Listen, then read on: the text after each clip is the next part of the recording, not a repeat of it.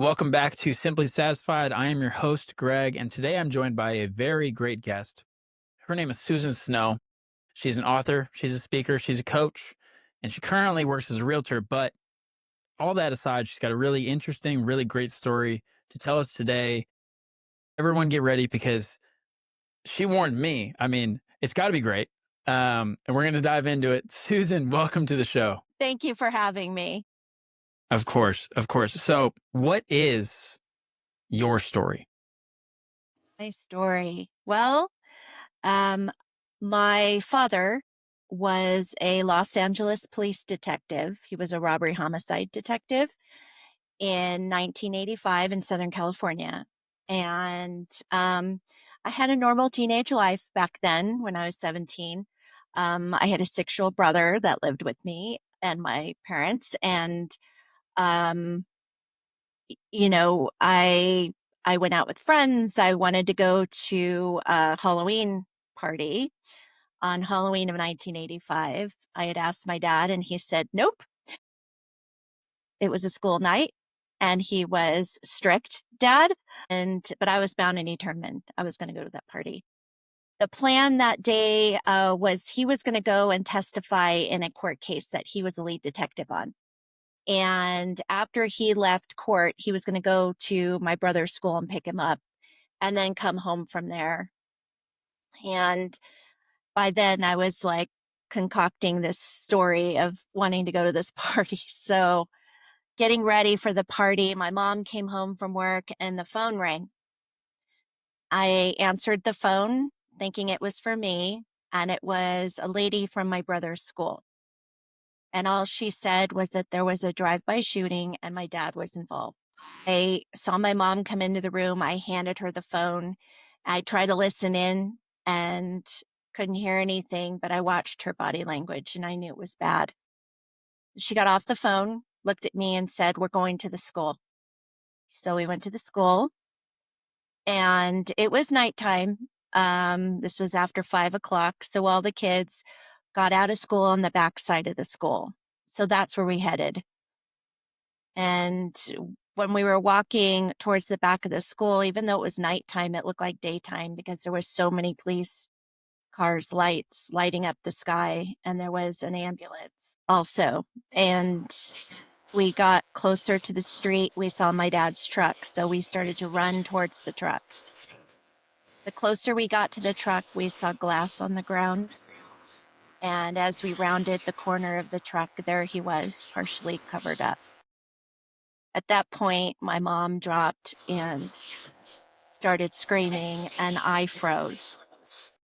All I can do in that very moment was to stare at the ambulance. I hyper focused on that ambulance, and my mind kept saying, "Where is everyone? Why isn't someone helping him?" Because I was not able to comprehend what I was seeing. Soon after that, 2 officers came up, grabbed our arms, and escorted us back into the school. And we went into an office. I sat down, and my mom got taken aside by some detectives. Now, at this point, I didn't even know where my brother was. I didn't know if he was hurt. I didn't know if he was at the hospital. I knew no information. And I was still trying to process everything that was going on around me. Um, I was struggling with just trying to, it was a chaotic night. So I was just trying to process and still not believing what I had seen. Like, I was just not connecting. I overheard 2 ladies that worked at the school and they were talking. And the one lady said that my dad was deceased. And in that moment, that's when my world cracked. And I wanted to jump up from that chair and run out of that room and run as far as I could. But my body felt like it was filled with cement. I couldn't move physically. And my mom came back into the room and she looked at me and said, "I'm sending you with a neighbor." And part of me was like, okay, I get that I wanted to leave and I wanted to run away. But the kid part of me wanted to stay with my family, needed to stay with my family. And unfortunately, I didn't get that. And I did go with the neighbor. Your mom sent you with a neighbor? Yeah, I know. I know. So I had to process everything with this poor woman who had known my family for many, many years. Her daughter and I had been really good friends when we were young. And she was trying to navigate through all of her feelings of what she had heard and just how she was feeling about the fact that our neighborhood just turned into something unbelievable. Like we had police presence everywhere. There were helicopters overhead. It was a big story at the time. So the media also ascended into the neighborhood. And here she has his totally distraught daughter in her living room. And all at the time, I was dating a guy that I had only been dating for 3 months. And at that point, I just wanted my boyfriend. So I begged her to call him. And when she called him, she didn't give him a lot of information, unfortunately. So when he came to the door, he was like, "Grab your purse. What what hospital is he at? Where's your mom? Where's your brother?" All the normal questions, and I just couldn't blurt it out. I could not say the words. But the more persistent he got about us leaving, I finally did blurt it out. And I said, "He's gone." And he said, "What do you mean he's gone?" And I said, "He's not at a hospital, he's gone." And I watched him crumble right in front of Yeah. me. I so at the time, like we were both so upset. We didn't know what our next steps were. There was no one coming to check on me. I felt like I was alone. But when I did decide to go home, my house was filled with strangers. I had no idea who they were. And my street was filled with police officers. And the only thing I could do in my kid brain was to hide. So I went straight to my room and I closed the door and hid. Yeah. I could hear my mom talking in the background, but there was no connection with me. There was no contact at that point. I figured she was busy, like dealing with all the things that she had to deal with. So I just hid and I stayed in my room. My boyfriend left. Um, Through the night, I heard my brother crying. So I knew that he was home and that he was physically okay.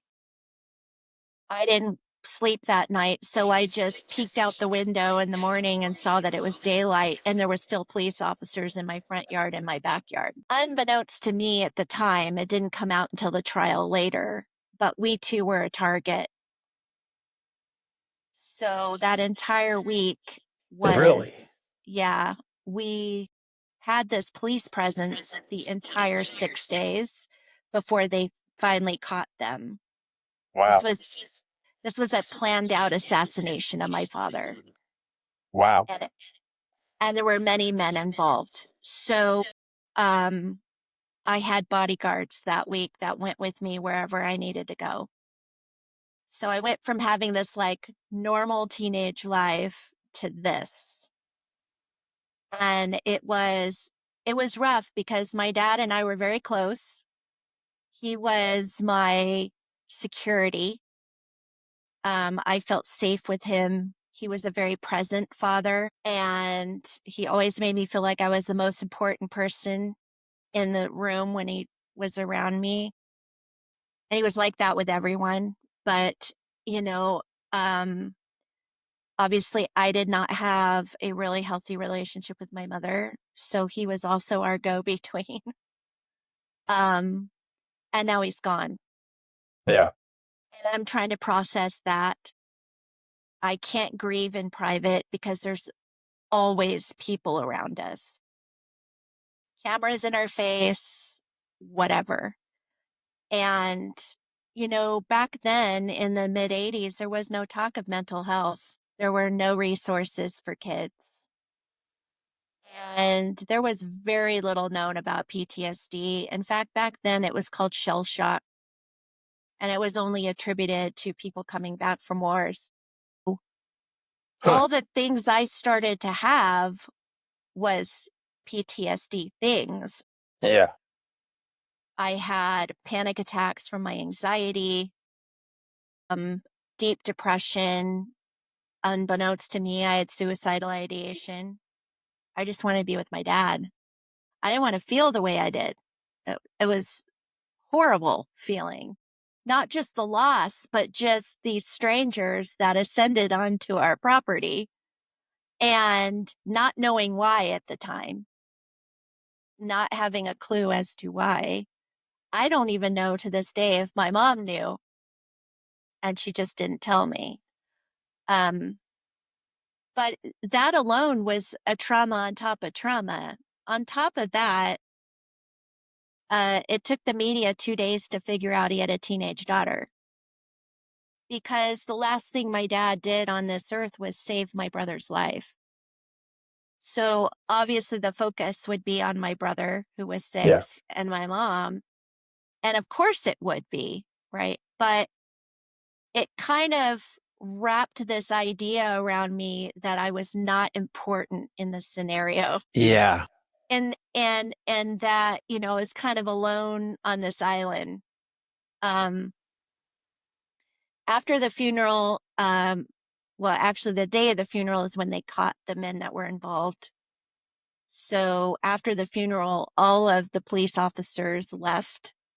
Um, and as things started to calm down a little bit, of course, I was still in fight or flight, um, still having all of the things, but I was not capable of verbalizing what was happening to me because I was scared. I thought, if I tell people that I feel like this, they're going to throw me in a loony bin and call it a Yeah. day. They're gonna have you committed. Yeah. So I shut up. I didn't say anything. And my mom finally came to me and said that LAPD wanted to pay for therapy for all three of us. And then she voluntold me that I was going to therapy. And back then I thought, my kid brain was, if you go to therapy, you're nuts, like you're crazy. Yeah. There's I something was just wrong about with to you. ask, did they even have therapy back then? They did. However,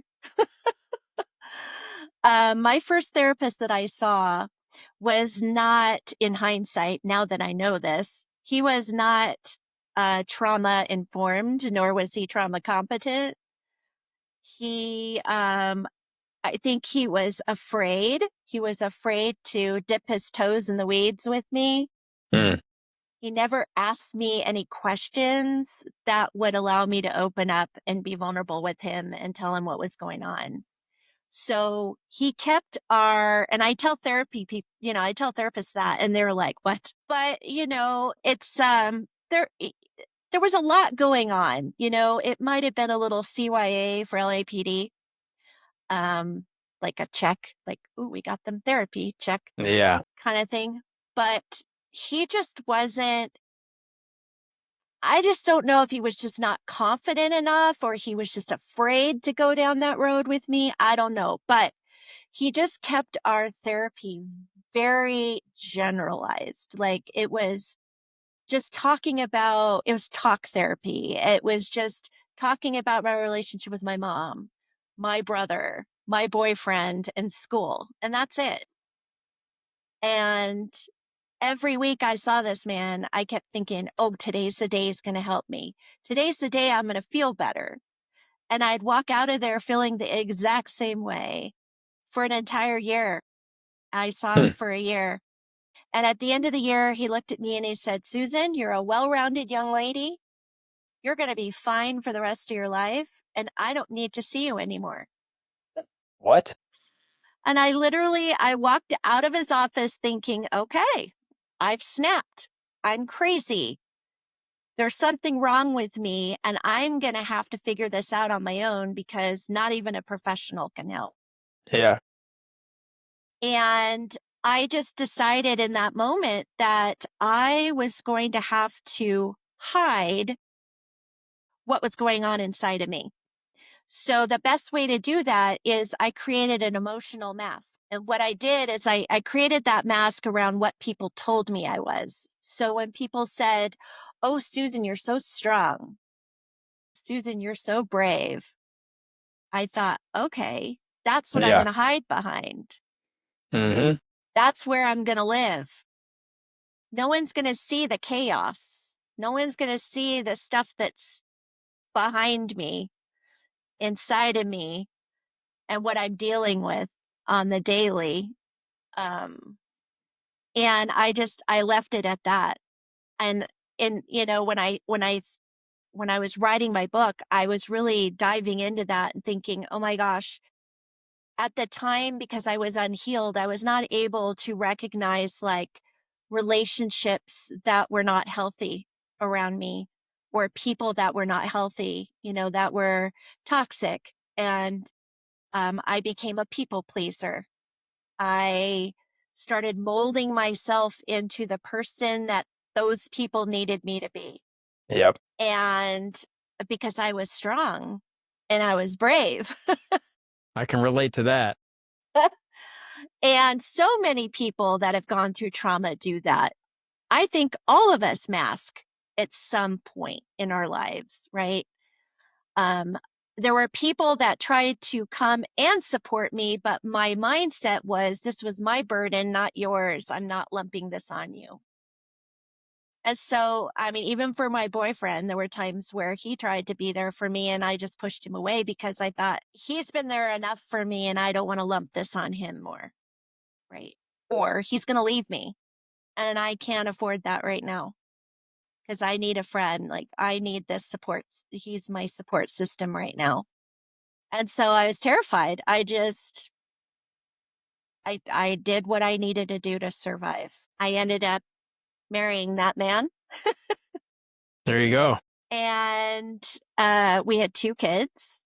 3 years later, I had my first kid and then I had another one 2 years after that.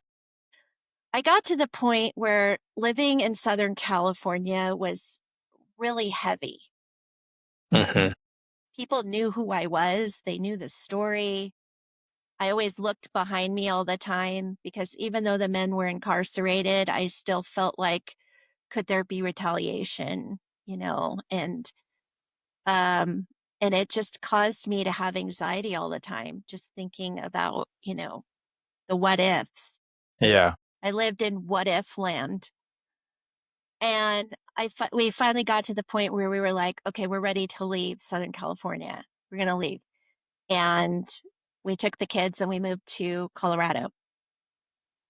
And at the time, I was working as a hairdresser, and I got a job at a salon that was close to Littleton, Colorado.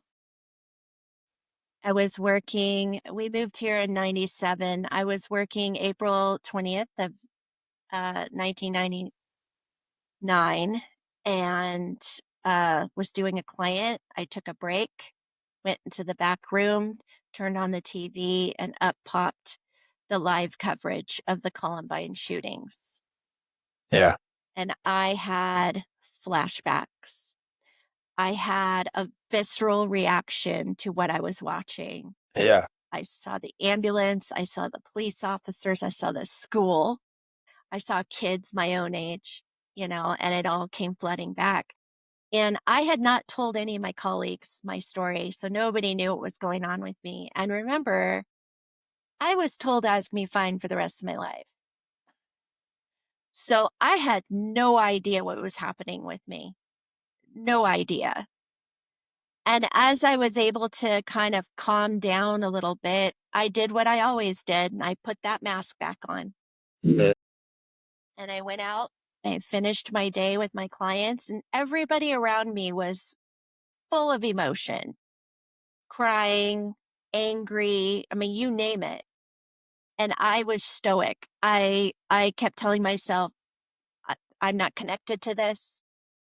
Tomorrow's going to be a different day. I'm going to feel better. This is going to be fine. Right. And the problem is the minute I walked out those doors to my car, it wasn't fine. Mm-hmm. And all of it flooded back. And now it's worse. Now I'm a mom, I'm a wife, I'm a business owner. And so I had all these other things that I had to worry about. And I proceeded to just spiral. I stopped sleeping again. My anxiety was through the roof. And the depression was hitting me hard. And at one point, I felt like I was literally having a fight in my head where I just didn't want to feel this way anymore. But the other side of me was I had babies at home that needed me, and I couldn't leave them. And my smart husband recognized this. I mean, he had been with me from the very beginning. So he knew when it was a slippery slope, and he knew it. And he met me at the door one day and he said, "You have two choices. You either get help or I'm putting you in a hospital." And I was terrified. I was terrified because I didn't know what I was going to do. And I knew that I had to do something. And so I put up the white flag. I gave up. I said, okay, I am going to go get help today. And I made an appointment with a regular physician, went in, and he put me on antidepressants because that's what they do. Mm. And then he handed me a business card and he said, "I want you to make an appointment with this therapist." And I kind of laughed at him because I was like, well, I tried that 14 years ago and it didn't work. So what makes you think it's going to work this time? And he said, "You don't have a choice." Dang. I said, okay, okay. And I made the appointment, and I'm grateful to this day that I did because she specialized in severe trauma and PTSD. And so when I sat with her for the first 3 minutes of our appointment, it felt different. I felt safe, like she was a safe space enough. Plus, she was asking those questions that I wish my first therapist had asked me. That gave me that space to be vulnerable with her and tell her what had gone on when I was 17 and what I was currently dealing with. Yeah. And she sat and listened to me intently.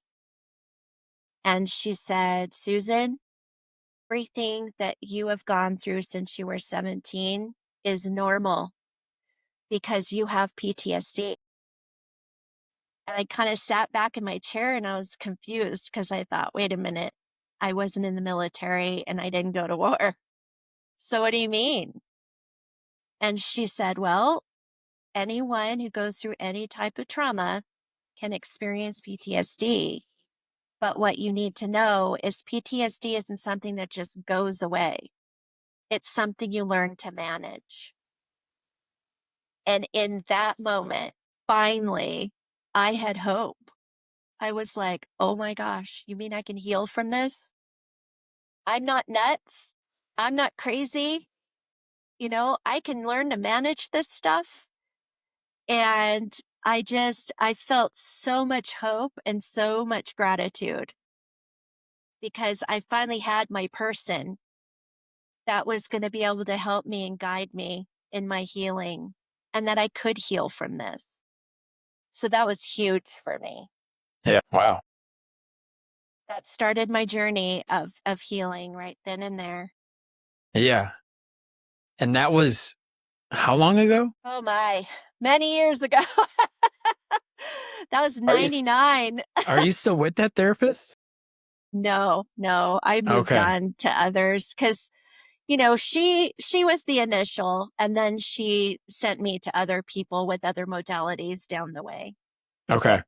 Yeah. Okay. Now, what were some of the things, like, obviously you went through a lot of grief, a lot of, emotional masks, hiding things, and then the healing journey started. But looking back at even before the healing, what were some of the things you learned about yourself or like lessons you learned throughout that process? Well, I think I tried, before I got healed, I just tried to do the best I could with what I had.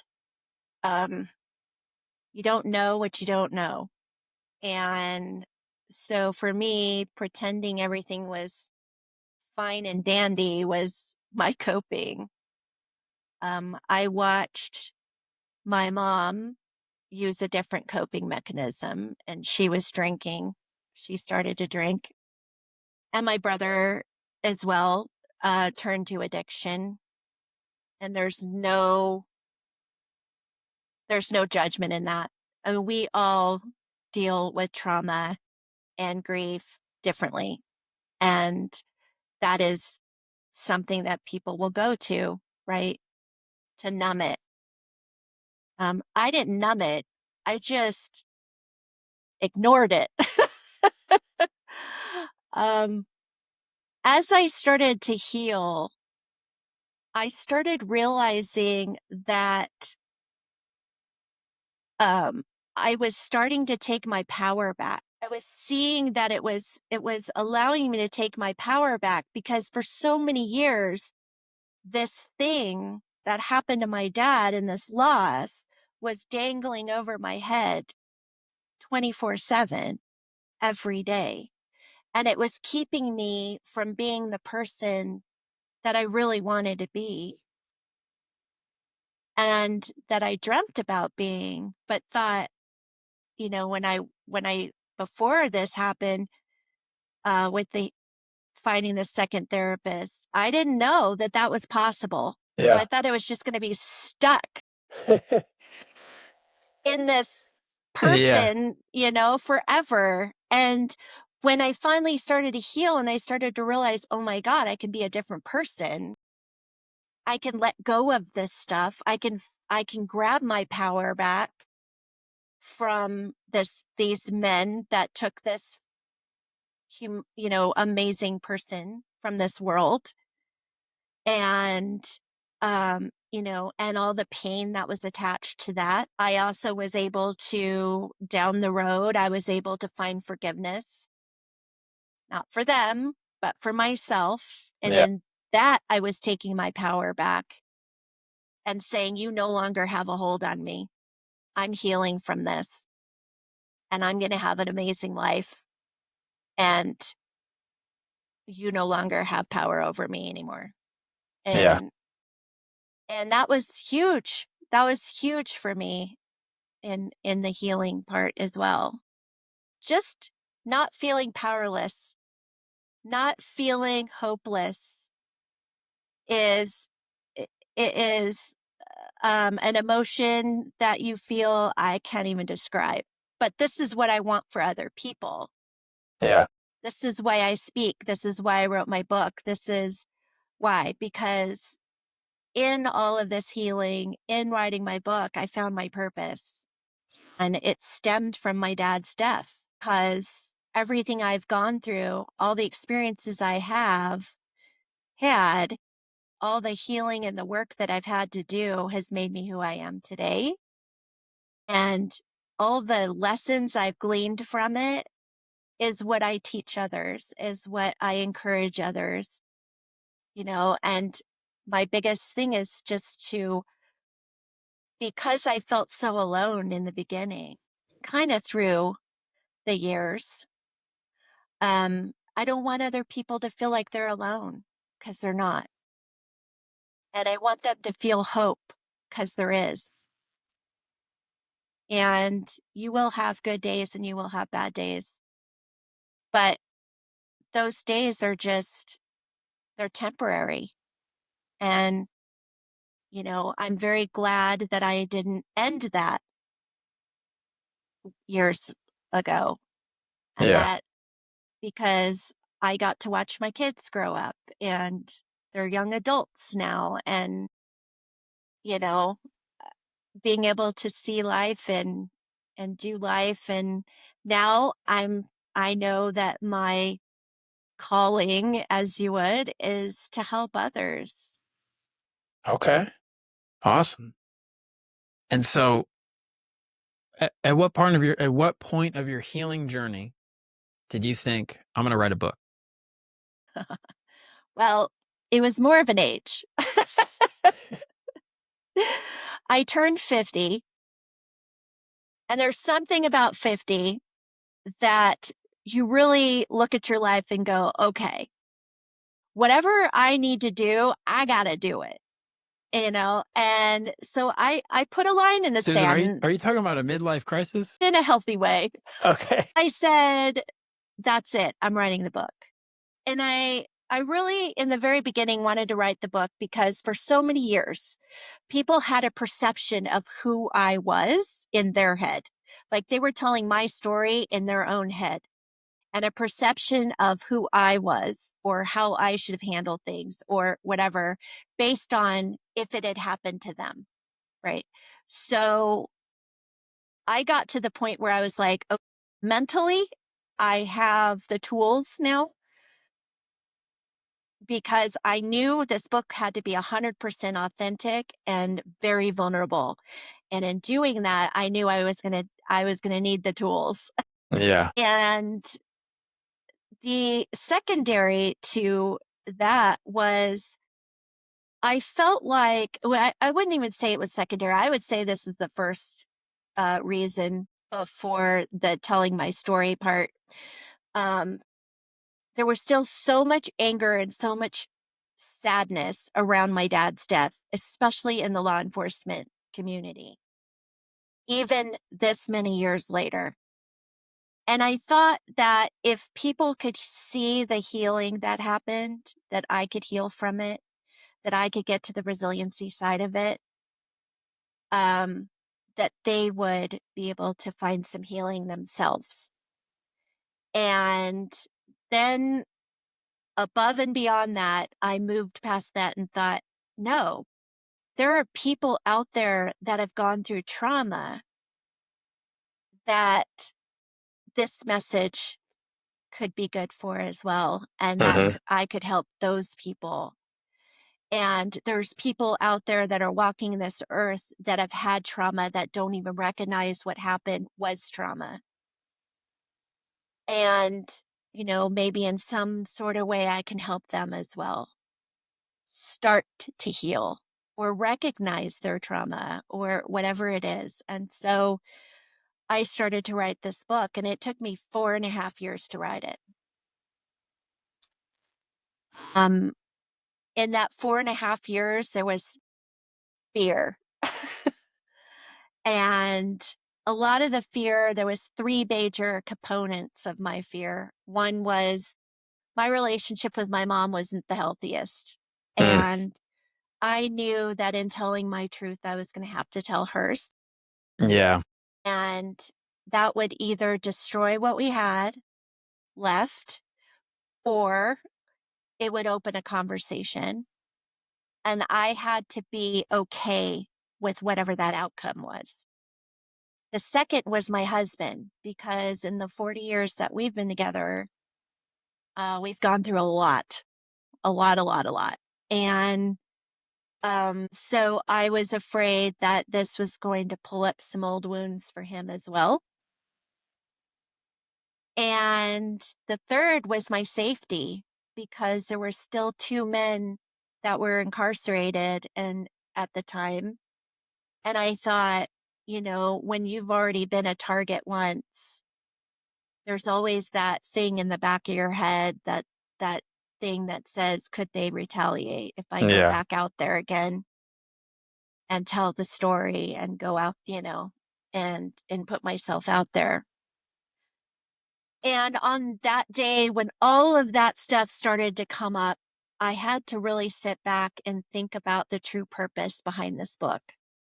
And I started to think of all the people out there, all those faceless people that needed to hear this message of hope and healing. And it allowed me to bulldoze that fear and just keep moving forward and keep getting this book finished. Yeah. So, it was It was a labor of love. I tell people that all the time. And I just want to make sure that, there were so many different things that people can connect with me on in the book. And I was very animate about the product I was putting out and making sure that that I was going to be able to touch people in that way. Yeah. What is the book called? The Other Side of the Gun: My Journey from Trauma to Resiliency. Wow. I'm going to have to go read this book. That'd be great. I mean, you got me hooked already. I started writing a book recently. And Good for you. it's taken, like you said, yours was 4.5 years in the making. I met somebody a few weeks ago on the show who was like, yeah, I wrote a book in like 6 weeks. And I was like, what?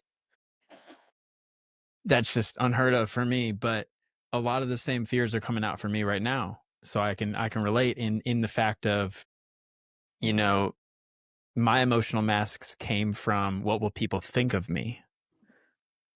So even now I'm writing this book and I'm like, oh, I can't say that because this person, and it's like, no, you have to say it because, even if, and, you get to that point where like, even if it kind of ruins a relationship, was it really that good of a relationship to begin with? Yeah, it's terrifying. It really is. And just to let you know, my mom read the book and we are no contact.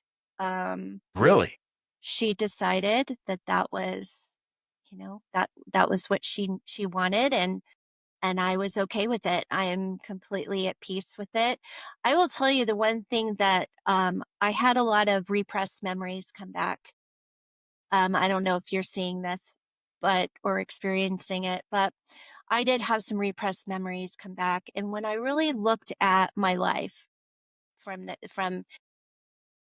before my dad was killed to now, I realized that I had held so much shame and guilt during my process of healing because my mother lives in victim land. She is a covert narcissist. I know a lot of those. And so, she put out this persona of who she was as a mother that was not in alignment. So when I wrote the book, I was very respectful of her in a way that, I didn't make her out to be some kind of monster. We all, like I said, we all deal with trauma differently. We all Mhm. deal with, that kind of stuff. These are the choices that she made, right? My book is about the experiences I had it was the consequences of her decisions. And so all I could do is talk about my experience. So I Yeah. didn't talk about her experience, but I talked about how it affected me. Um, and she didn't like that. So she saw it as an attack. And I can kind of understand that part of it. I tried, like in the 4.5 years, my mom asked me about the book twice. And then the second time she asked me about it, I was in the editing part. Mhm. And she said, "Oh, you have an editor?" And I said, "Yeah, mom, I'm writing a book." Like like a real one. Like Yeah.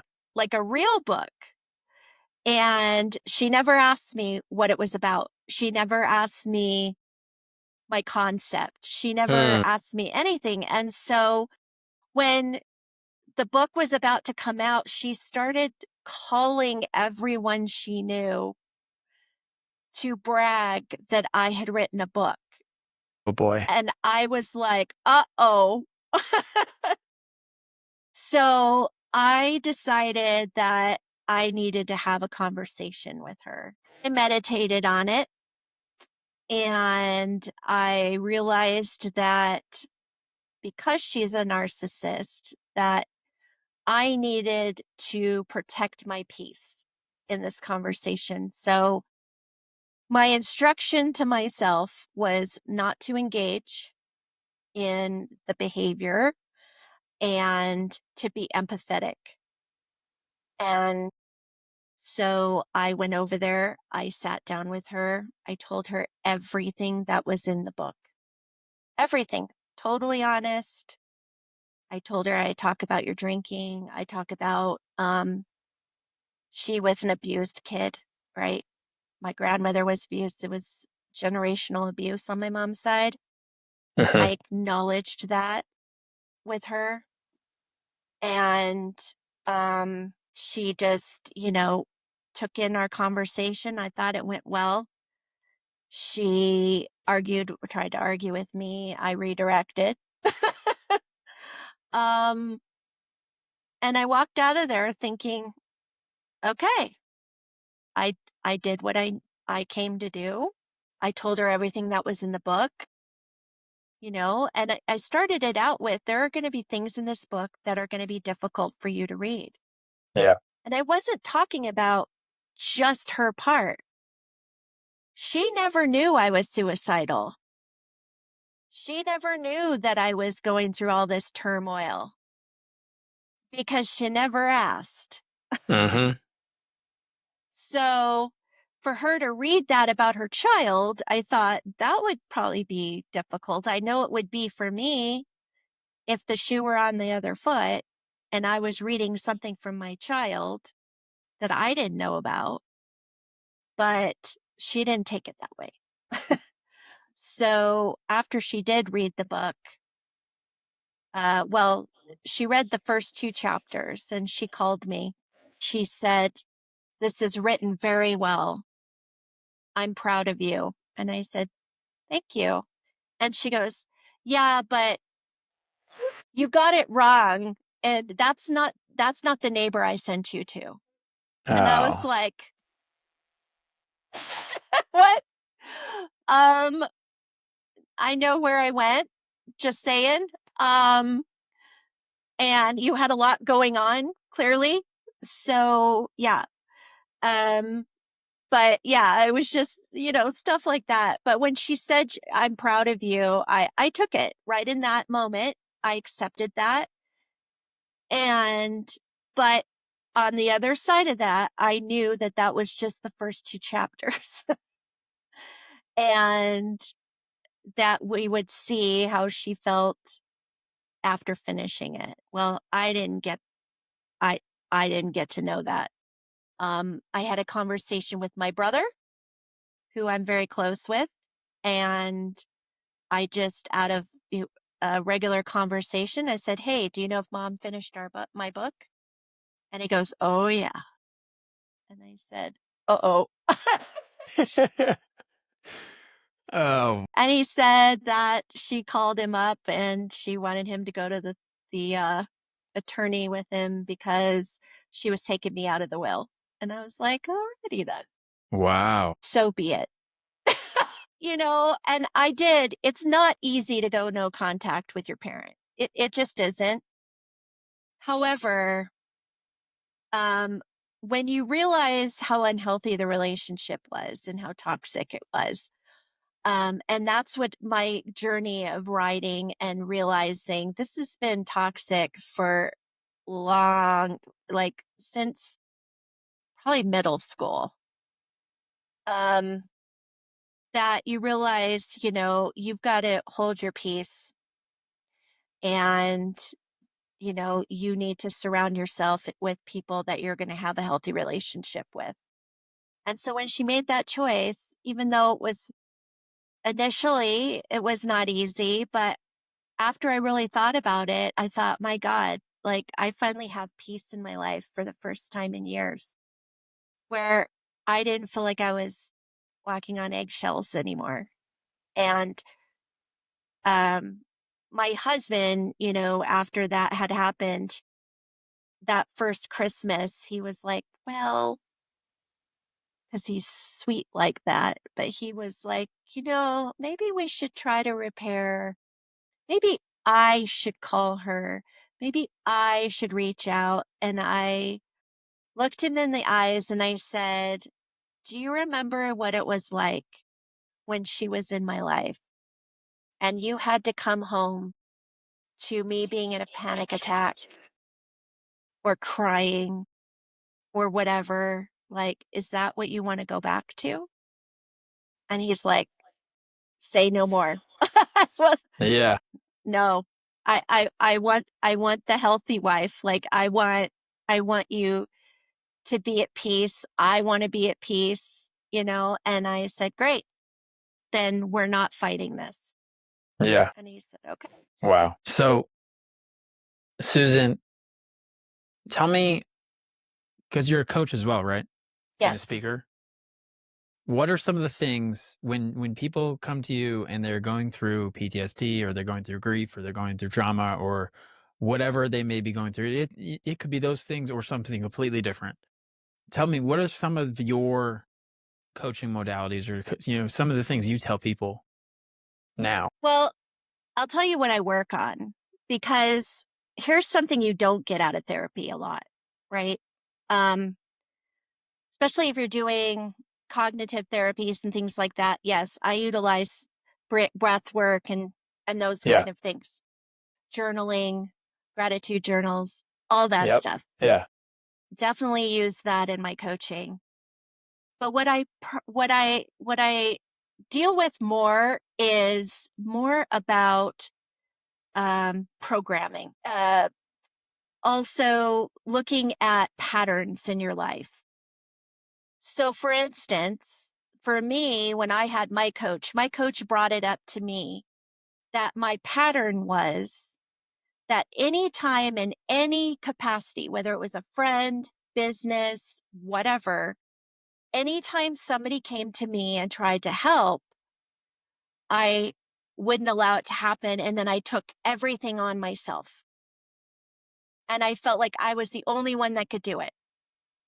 And I had to step out of that, right? And the reason that was the case was because in my trauma, I felt like I had to deal with it all by myself for so many years. And so those are not really things a lot of therapists work on the actual trauma and what and your emotions and all of that, right? They do work on your nervous system and the things that go with PTSD, right? But they don't talk about the programming from society, from parents, from your environment, whatever, right? That can cause your brain not to shift in the right direction. I was also in a place where once I had done the work, you're a different person. And I didn't know where to take this person. Yeah. I I felt stuck. That's when I got a coach, right? I felt stuck because I thought I'm a different person and I'm still evolving and I don't know what to do with this person. So that's what my coaching is that I meet the people that I work with have done some of the work, are in process or have done it, but they feel stuck. They feel stuck because they're a different person. And it's a now what? Yeah. Where do I go from here? What? Right? Yeah. And so that's where I meet them. I meet them where they are, figure out where they want to go forward, whether that's having better relationships with their kids, their spouse, their partner, um, a, a, a business that they've always wanted to do, but, weren't sure, we kind of really dive in and find out your purpose. Yeah. What is it that gets you up in the morning, that excites you, that you want to do, that you feel at peace with, that you feel, that it energizes you when you do it? And so that's what I do is, I bring that to the table. I'm a big listener, always have been. And so I listen to my client, meet them where they are, and create a plan, a map, so to speak. And I utilize neurolinguistic programming in my coaching. Yeah. Um, and like I said, breath work, anything that, because honestly, you can't get coaching if your nervous system is all out of whack, right? So Correct. Yeah. a lot of times, I have to calm someone, or, maybe they come in and they're just like stressed out to the hilt. And you can't think straight when your body is out of whack like that. So Mm. we have to get you back to state in order for your brain to work properly, because otherwise it's firing off synapses that are like, you just can't think straight. And if you really want to do that work and move forward with your goals, you've got to, your brain has to be able to comprehend and self-discover. And I think that's really important in my coaching, as I allow you to self-discover. I'm not a coach that's like, you're going to do this and you're going to do that. No, it's we're going to work together as a partnership. I'm a partner with you in this journey. Yeah. So, and that's what I want to put out, to people when I work with them. Awesome. I'm actually getting NLP certified and all that. So I spent years as a fitness coach, and I started out as the exact coach you just described as, you're going to do this, you're going to do this. And then Uh, I started asking the right questions and really diving deeper, and it became way more than just fitness. So oh, yeah. yeah. Well, your brain is in your body and it's all connected. Correct. Correct. Now, Susan, uh, really incredible story. Thank you for telling it. Thank you for sharing it. I Thank know you you've for probably shared allowing it a me million to. times. Yeah, Um, it's, I don't know if it gets easier every time or. it's a part of me. Um, Mhm. and there's not those triggers for me anymore. So I really talk about my story to show, to give an example really of, you can go through anything in life and you can get through it. You can heal from it. You can rise Yeah. up from it. You can take your power back from anything that you go through. So, Wow. Well, you probably just answered my last question, but my last question. Thank you for that, because that was really powerful. But now you're gonna have to come up with something different. So okay. my last question, I ask it to every single guest. It's the theme of Simply Satisfied. The whole goal of the show is to look back on your life and to look back at the things you used to overcomplicate, the things that used to stress you out, or you look back on it and you're like, it really wasn't that important, and you look back on it now to be able to find fulfillment or find contentment. So my final question to you for the show today is, what is one thing you wish you would have learned earlier in life? Oh my gosh. I think the one thing that I would have wished that I had learned is to let people help me, you know, when they were there to support me, to let them in, and because, I always felt like I had the weight of the world on my shoulders all the time. And so that's one thing that I wish that I had known many, many years ago. Wow. And do you practice that now? Gosh, yeah. Because I've had struggles with that one too. Yeah. Yeah. I mean, you know what? It's like you're always going to have, like I said, you have good days and you have bad days, right? Um, a little bit of advice for you is, you're going to have, in writing your story, you're going to have days where you have nothing left. Hmm.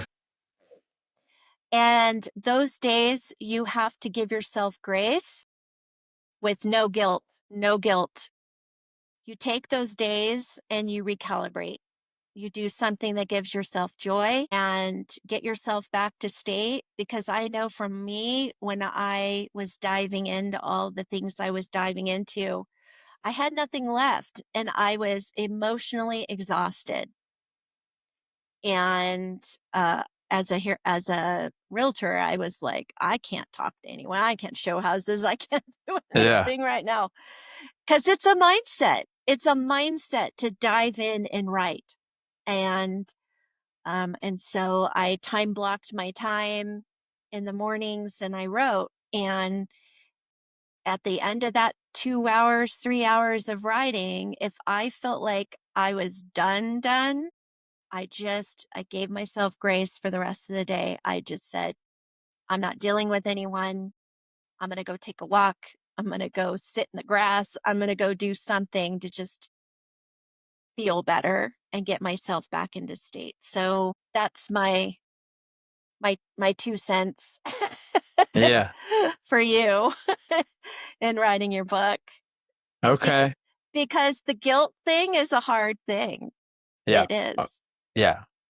And Because when you stop, you're like, yeah, but I have 50 million other things I got to do today, right? No, you don't. yeah. That's my kryptonite right there, is overdoing things, you know, constantly thinking about the next thing I want to work on. Yeah, you got to So, slow down. Well, yeah. All right, Susan, thank you for being on the show. thanks for having me. Of course. And thank you for, like I said, thank you for sharing your story. I know on this show specifically, probably the most detailed story we've had. But, I thank you for that, because it's raw and it's real and it gets down to the real nitty gritty. Yeah. And some people need to hear, I said this on another show about grief and despair and stress and anxiety. It's like, some people need to hear, and I mean this with the most respect possible, some people need to hear that other people have it worse than them, or have had it worse than them, to kind of realize, okay, I'm not alone. This person has gone through something similar or worse. So thank Yeah, you for sharing. everybody's trauma is different. So, yeah, because it's their own experience too. Yeah. Well, do you have anything else you want to tell the audience before we end today? Always end with you're not alone. And whatever you've gone through, you definitely can heal from it. You just have to make that choice to jump off that cliff and go get yourself some help. One thing I didn't tell you is this, and this is important. Your healing is your healing when you choose to do it.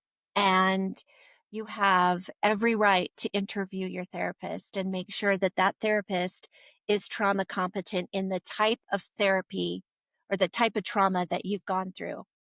Because there's some that want to lump us all into one big group, and it's not. Everybody's trauma is different. Every experience is different. Every modality is different. And every journey is different. And so, if I can leave you with one thing, know that it is your right. It is your journey. It is your healing. It's not your therapist's journey. And so you want to make sure that you have the right person that gives you a safe space in order to be vulnerable, to tell your story and work through your pain. If you're not vulnerable, the work doesn't happen. So it's really important that you get your person, the right one. Thank you for sharing that. I believe that is super important. I interviewed some of my last therapists, and then ended up firing one like 3 weeks later. Yeah. So Good for you. yeah, because she started doing exactly what I told her not to do. Yeah. Yeah. Yep. But And it's anyway, it's your experience, it's your healing. Yeah. correct.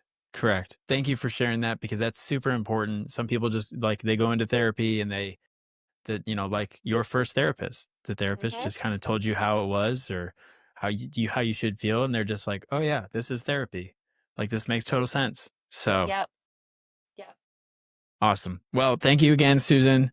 All right. For Thank everybody you. listening, I'm going to put all of Susan's information in the show notes, access to her book, access to her, everywhere, social media, and anywhere you can find Susan, it's going to be in the show notes.